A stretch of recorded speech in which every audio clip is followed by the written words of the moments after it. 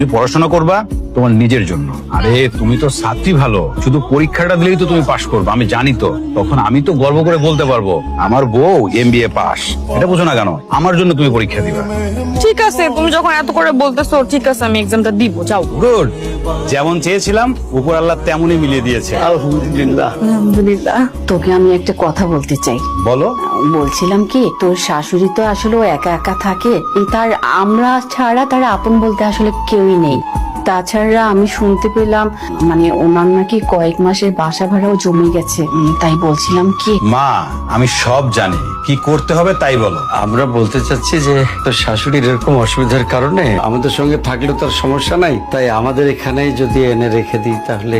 তুমি বলছো অবশ্যই আমি করব। এই টাকাটা রাখেন, এই টাকা দিয়ে আপনি আপনার বাসা ভাড়া যেখানে যেখানে যা দিনা আছে সব মিটায় ফেলেন, আর এখন থেকে আপনি এখানেই থাকবেন। বাবা, তুমি জামাই হয়ে আমার জন্য যা করতেছো, আমার নিজের আপন পেটের ছেলে হইলেও করতো না। তোমার মতো এরকম জামাই পাওয়া আল্লাহর অশেষ নিয়ামত। মা, তুমি ঠিকই বলছো, ও আসলেই অনেক ভালো মানুষ। দেখতে হবে না বেয়ান সাহেবা, ছেলেটা কার? আমরা অনেক কষ্ট করে প্রকৃত শিক্ষায় শিক্ষিত করে একেবারে মানুষের মতো মানুষ করে তুলেছি আমাদের ছেলেকে। একদম ঠিক কথা বলছেন বিয়ে সাহেব। মা এটা তোমার জন্য, এত সুন্দর।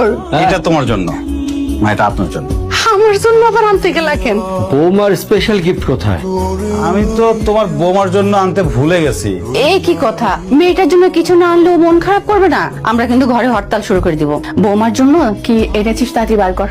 রেখে দিব সব। হ্যাঁ হ্যাঁ, তাড়াতাড়ি বার কর। ঠিক আছে বুঝছি, দাঁড়াও দেখি কিছু বের করা যায় কিনা।